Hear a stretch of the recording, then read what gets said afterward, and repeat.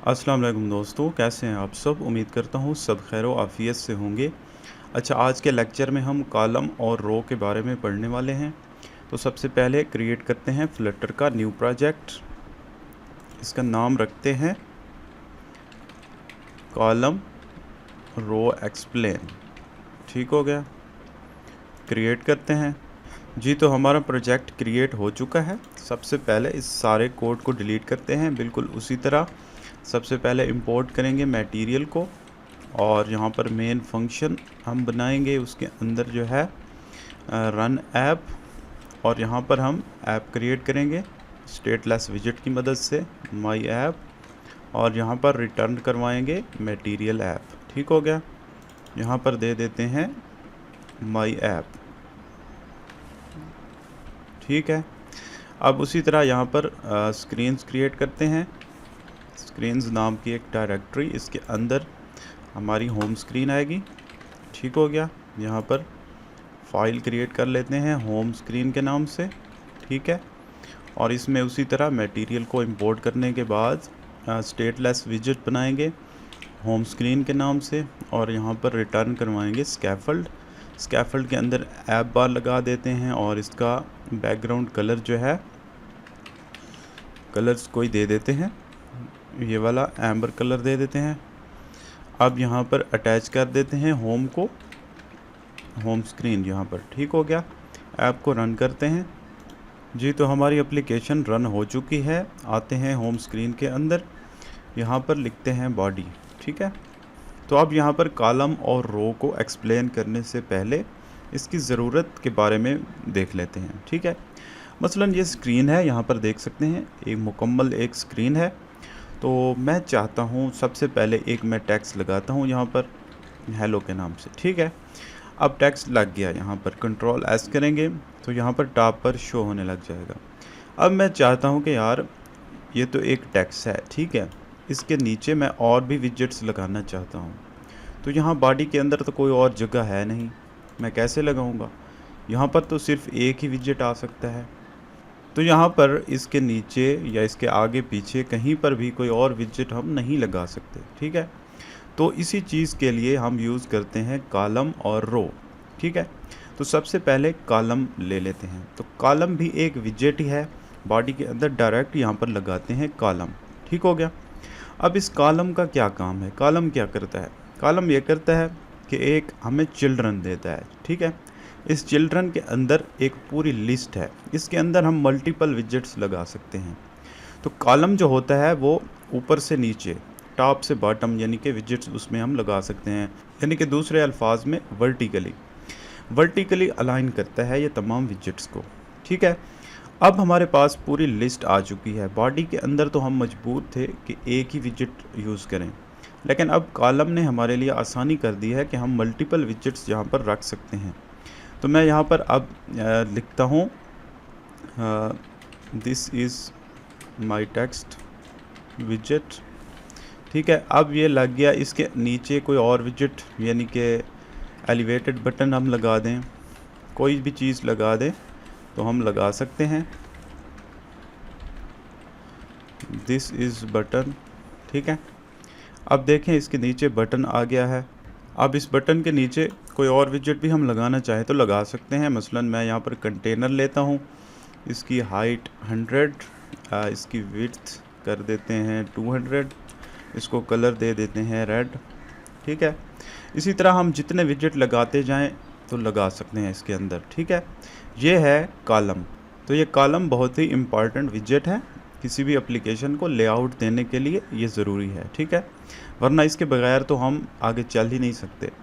अच्छा, इसके अंदर कुछ प्रॉपर्टीज़ हैं, देख लेते हैं उन्हें।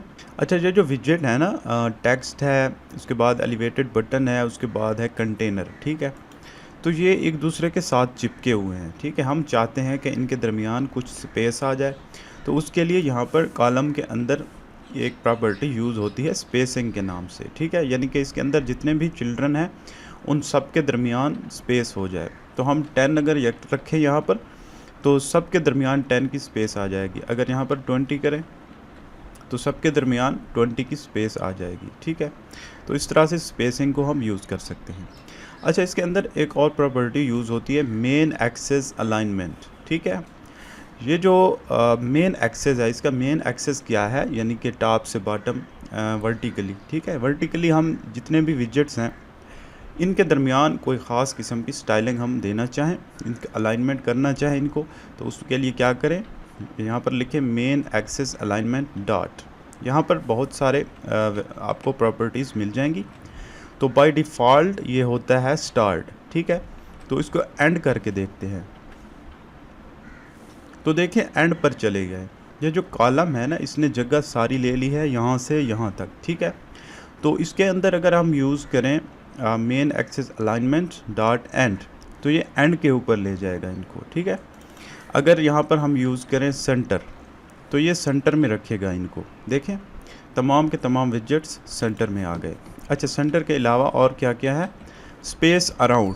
ठीक है, अब देखें एक ख़ास किस्म की स्पेसिंग आ गई है, इससे पहले भी और बाद भी और इनके दरमियान भी। यह है स्पेस अराउंड, यानी इनके इर्द गिर्द स्पेस आ जाएगी। अच्छा, एक और है यहाँ पर स्पेस बिटवीन। अब ये इनके दरमियान स्पेस आएगी, यानी कि टॉप और बॉटम से नहीं आएगी, जस्ट इनके दरमियान स्पेस आएगी, स्पेस बिटवीन। अच्छा, इसके बाद एक और प्रॉपर्टी है स्पेस इवनली। अब देखें इसने भी स्पेस डाल दी है, पहले भी, बाद में भी और इनके दरमियान भी। ठीक है, तो इसी तरह मुख्तलिफ प्रॉपर्टीज़ हैं इसकी, जो भी आप इसके ऊपर सेट करना चाहें। अच्छा, ये थी इसकी मेन एक्सेस अलाइनमेंट प्रॉपर्टी। इससे मिलती जुलती एक और प्रॉपर्टी है क्रॉस एक्सेस अलाइनमेंट। ठीक है, ये तो था मेन एक्सेस, यानी कि मेन एक्सेस, क्योंकि ये कॉलम है, कॉलम के हिसाब से इसका मेन एक्सेस यही बनता है टॉप टू बॉटम, यानी वर्टिकली। लेकिन क्रॉस एक्सेस इसका उलट बनेगा। क्रॉस एक्सेस का मतलब है लेफ़्ट टू राइट, यानी हॉरिजेंटली। अब हॉरिजेंटली इसकी अलाइनमेंट जो है वो कैसे करते हैं, यहाँ पर लिखें क्रॉस एक्सेस अलाइनमेंट। यहाँ पर सेम उसी तरह की प्रॉपर्टीज़ आपको देखने को मिलेंगी। तो यहाँ पर अब हम करते हैं सबसे पहले स्ट्रेच। मैं स्ट्रेच करके दिखाता हूँ। स्ट्रेच का मतलब है ये फैल, यानी क्रॉस एक्सेस के अराउंड फैल जाएं। अब देखें तमाम विजेट्स फैल चुके हैं। यहाँ पर हमारा जो कंटेनर है इसको देख लें, यहाँ से पूरी जगह इसने ले ली। बटन भी है, बटन के ऊपर प्रेस करके देखेंगे तो आपको नज़र आएगा ये भी फैल चुका है। टेक्स्ट भी फैल चुका है, लेकिन इसके अंदर कंटेंट सिर्फ इतना ही है, इसलिए ये यहाँ से यहाँ तक शो हुआ है। अगर आगे टेक्स्ट होता तो ये यहाँ तक जाता। तो ये है स्ट्रेच प्रॉपर्टी। अच्छा, इसके बाद एक और प्रॉपर्टी है एंड नाम की प्रॉपर्टी है। अब यहाँ इसके अंदर देखें एंड ने क्या किया है। एंड ने ये किया है कि तमाम विजेट्स को राइट में ला दिया है। ठीक है, यानी एंड के ऊपर। ठीक है, इसका एंड ये बन रहा है क्योंकि कॉलम के अंदर अगर देखा जाए तो ये देखता है कि सबसे ज़्यादा विड्थ किस विजेट की है, तो उसी विजेट के हिसाब से ओवरऑल कॉलम की विड्थ ये सेट कर देता है। अब इसके अंदर मैक्सिमम जो विड्थ है 200 है, तो इसलिए इस कॉलम की जो विड्थ हो गई बाय डिफ़ॉल्ट 200 हो गई। अब इसी 200 विड्थ के अंदर इसने जो है cross axis dot alignment dot end किया है, यानी एंड के ऊपर ले गया है। अगर यहाँ पर स्टार्ट करें तो ये स्टार्ट के ऊपर ले आएगा। अब देखें यहाँ स्टार्ट पर आ गए, यहाँ पर दीवार के साथ लग गए हैं। अब यहाँ पर सेंटर अगर मैं करूँ तो ये बिल्कुल सेंटर में आ जाएंगे। देखें यहाँ पर सेंटर में है। तो ये मैक्सिमम जो विड्थ वाला विजेट होता है उसके हिसाब से होते हैं। अगर हम यहाँ इसकी विड्थ जो है इन्फिनिटी कर दें, डबल डॉट इन्फिनिटी, यानी कि ओवरऑल यहाँ पर आ जाए, सारी की सारी जगह ले ले, तो बाकी विजेट्स भी उसी हिसाब से आ गए हैं। अब ये सेंटर में आप लोगों को सही से नज़र आ रहे होंगे। यहाँ पर अगर मैं एंड करता हूँ, अब आप लोगों को सही से समझ आएगा। देखें यहाँ पर एंड पर लग गए हैं ये। ठीक है, तो ऐसे करते हैं जैसे यहाँ पर हमने एक विजेट लिया है, इसी तरह बाकी भी कंटेनर नाम के विजेट ले लेते हैं, यानी कि 3 किस्म के कंटेनर विजेट, और सबका कलर अलग अलग कर लेते हैं। ठीक है, यहाँ पर इसका ग्रीन कर देते हैं, इसका ब्लू। अब सही से समझ आएगी। इनकी विड्थ और हाइट को क्या करते हैं, हाइट रखते हैं 200 और विड्थ भी इसकी 200 ही कर देते हैं। इक्वल चीज़ें रखते हैं, और इसकी 200, ये भी 200। तो अब देखें 3 है 3 कंटेनर हमने ले लिए हैं और सबकी हाइट और विड्थ 200 है, बराबर है। तो यहाँ से ऐसे करते हैं, स्पेसिंग को हटा देते हैं, इनके दरमियान बाय डिफ़ॉल्ट जो स्पेसिंग है उसको हटा देते हैं। अब इन प्रॉपर्टीज़ को ख़त्म करते हैं। तो देखें 3 विजेट्स हैं और एक दूसरे के साथ चिपक कर यहाँ पर शो होने लगे हैं बाय डिफ़ॉल्ट। अब मेन एक्सेस अलाइनमेंट दोबारा से मैं करके दिखाता हूँ। अब मेन एक्सेस अलाइनमेंट एंड करूँ तो ये सारे एंड के ऊपर चले जाएंगे मेन एक्सेस की वजह से, क्योंकि मेन एक्सेस यहाँ पर वर्टिकल है, ठीक है, क्योंकि कॉलम है। अच्छा, यहाँ पर अगर मैं सेंटर करूँ तो ये सेंटर में आ जाएंगे, ठीक है। यहाँ पर स्पेस इवनली करूँ तो इवनली स्पेस आ जाएगी, इनके दरमियान भी और इनके बाहर भी। अच्छा, और है स्पेस अराउंड या स्पेस बिटवीन, ये जस्ट इनके बिटवीन, इनके दरमियान स्पेस आएगी, ठीक है। और है स्पेस अराउंड, ठीक है, तो इससे भी इनके बाहर थोड़ी बहुत स्पेस आएगी और बाकी इनके दरमियान आएगी। तो ये इस तरह से ये मेन एक्सेस प्रॉपर्टी वर्क करती है। और इसी तरह क्रॉस एक्सेस अलाइनमेंट भी इसी तरह ही वर्क करती है। अब यहाँ पर सबसे पहले स्ट्रेच करते हैं तो ये क्रॉस एक्सेस के अराउंड स्ट्रेच हो जाएंगे, ठीक है। और यहाँ पर एंड करें तो ये एंड हमें नज़र नहीं आ रहा क्योंकि इन तमाम की विड्थ 200 है, ठीक है, इसलिए हमें कहाँ नज़र आए। तो इसके लिए करते हैं, यहाँ पर एक कंटेनर लेते हैं, ठीक है, इसके अंदर और कुछ भी नहीं करते, इनके अंदर जस्ट विड्थ जो है इसकी इन्फिनिटी करते हैं ताकि हम नीचे वालों का इफ़ेक्ट देख सकें। अब देखें जो ही हमने क्रॉस एक्सेस अलाइनमेंट एंड किया है ये सब एंड के ऊपर चले गए। अगर यहाँ पर मैं सेंटर करूँ तो ये सेंटर में आ जाएंगे, ठीक है। अगर स्टार्ट करें तो ये स्टार्ट में आ जाएंगे, ठीक है। तो ये हैं मेन एक्सेस अलाइनमेंट और क्रॉस एक्सेस अलाइनमेंट प्रॉपर्टीज़, यानी कि कॉलम के अंदर जितने भी विजेट्स हैं उन तमाम की अलाइनमेंट। तो कॉलम और रो के अंदर सबसे मेन प्रॉपर्टीज़ यही 2 होती हैं, ठीक है। तो ये हो गया कॉलम। अब इसी तरह रो लेते हैं, रो, ठीक है। रो किस तरह से वर्क करती है, रो को लेने से पहले इसी कॉलम के अंदर जो विजेट्स हैं इन्हीं को हम थोड़ा छेड़ देते हैं, यानी कि इनकी विड्थ और हाइट 200 के बजाय 100 कर लेते हैं, ठीक हो गया। इस तरह से 3 विजेट हैं। अब देखें ये छोटे से विजेट यहाँ पर नज़र आ रहे हैं कॉलम, ठीक है। अगर इसी कॉलम को मैं रो में कन्वर्ट करूँ, रो लिख दूँ यहाँ पर और अब कंट्रोल एस करूँ तो देखें अब ये हॉरिजेंटली शो कर रहे हैं। ये होता है रो और कॉलम में डिफरेंस। कॉलम जो होता है वर्टिकली शो करवाता है विजेट्स को और रो हॉरिजेंटली शो करवाती है। अब रो के हिसाब से देखें, ये पहला विजेट है, ये दूसरा, तीसरा, इसी तरह पहला, दूसरा, तीसरा इसने शो करवा दिए। अब प्रॉपर्टीज़ इसके अंदर भी सेम है, ठीक है, मेन एक्सेस अलाइनमेंट, लेकिन इस बार मेन एक्सेस अलाइनमेंट रो के हिसाब से होगा क्योंकि रो हॉरिजेंटली वर्क करती है, तो इसका मेन एक्सेस भी हॉरिजेंटली होगा, यानी कि लेफ़्ट टू राइट, ठीक है। तो यहाँ पर मेन एक्सेस अलाइनमेंट डॉट, अगर स्टार्ट करें बाय डिफ़ॉल्ट ये स्टार्ट है, एंड करें तो ये एंड के ऊपर चला जाएगा, लेकिन रो के हिसाब से देखें, क्योंकि रो हॉरिजेंटली वर्क करती है इसलिए उसी हिसाब से इसने इसको रखा है। अच्छा, इसके बाद है सेंटर, अगर सेंटर करें तो ये सेंटर में आ जाएगा। उसी तरह इनके दरमियान स्पेस दें, स्पेस अराउंड करें, स्पेस इवनली करें, स्पेस बिटवीन करें, उसी हिसाब से ये इनको रखेगा, ठीक है। अब क्रॉस एक्सेस की जो प्रॉपर्टी है cross axis alignment dot center, तो बाय डिफ़ॉल्ट ये इसमें कोई भी चेंज नहीं आएगी। क्यों? क्योंकि रो की जो हाइट है यहाँ पर इन्हीं विजेट्स के हिसाब से सेट हो गई है। अब इसी के अंदर ही उसने अलाइनमेंट करनी है, इसके बाहर तो वो कर नहीं सकता। तो यहाँ पर जो प्रॉपर्टी वर्क करेगी वो है स्ट्रेच। अब यहाँ पर करते हैं स्ट्रेच, तो ये स्ट्रेच होने के बाद देखें यहाँ पर वर्टिकली फैल गए हैं, वर्टिकली स्ट्रेच हुए हैं, क्योंकि अब क्रॉस एक्सेस इसका जो है रो के हिसाब से क्रॉस एक्सेस वर्टिकली बनता है, यानी कि टॉप टू बॉटम, ठीक है। तो यहाँ पर ये फैल चुके हैं। अच्छा, यहाँ पर जो है सेंटर की प्रॉपर्टी क्यों वर्क नहीं कर रही, तो हम इसको थोड़ा देखते हैं। क्योंकि इन विजेट्स जितने भी लगे हुए हैं ना रो के अंदर, उन तमाम की हाइट 100 है, 100, तो इसी वजह से ये जो रो है ना इसकी भी डिफ़ॉल्ट जो हाइट है वो 100 बन जाएगी। तो उसी के अंदर उसने अलाइनमेंट करनी है। तो इस चीज़ के लिए हम यहाँ पर उसी तरह एक कंटेनर लेते हैं, इसकी हाइट हम कर देते हैं मसलन 500 अगर करते हैं, ठीक है। तो उस हिसाब से आप देखें, उसी हिसाब से इसने यहाँ पर ला दिया है इन विजेट्स को सेंटर में। अगर एंड करें यानी 500 जो हाइट है वो यहाँ तक आ रही है, तो उस हिसाब से इसने विजेट्स को यहाँ पर रख दिया है। तो इसी तरह यहाँ पर अगर हम कर दें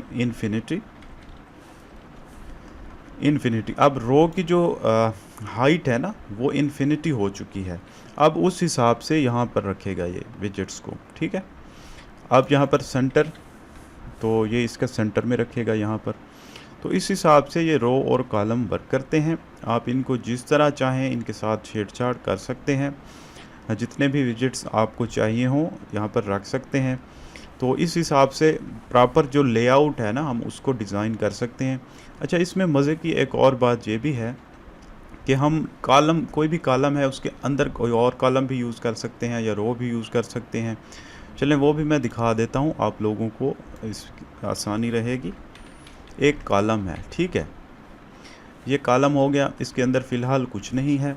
हम ऐसे करते हैं, यहाँ पर लिखते हैं, एक टेक्स्ट दे देते हैं, लिखते हैं हेयर इज़ अ रो, ठीक है। अब इसके अंदर यहाँ पर एक रो ले लेते हैं, यानी एक कॉलम है उसके अंदर हम रो ले रहे हैं, ठीक है। तो ये कितनी मज़े की बात हो गई।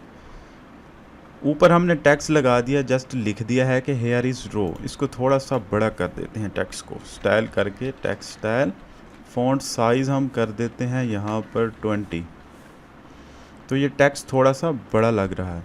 तो जो ही हमने रो लगाई है ना नीचे, तो ये टेक्स्ट बाय डिफ़ॉल्ट सेंटर में आ गया, क्योंकि रो जो है इसने सारी की सारी जो है ये विड्थ ले ली है। क्योंकि रो जो है हॉरिजॉन्टली वर्क करती है, जब भी रो लगाते हैं तो ये सारी की सारी जगह जो है इसने ले ली है। अब इसके अंदर कंटेनर लगाते हैं, उसका उसी तरह हाइट 100 रखते हैं, विड्थ भी 100 रखते हैं, और इसको कलर हम दे देते हैं ग्रीन, ठीक है। यहाँ पर आ गया है। इसके अंदर एक और काम करते हैं, कोई और भी ले लेते हैं कंटेनर, और इसका कलर हम कर देते हैं ब्लू, और इसके बाद एक और ले लेते हैं, इसका कलर हम कर देते हैं रेड, ठीक है।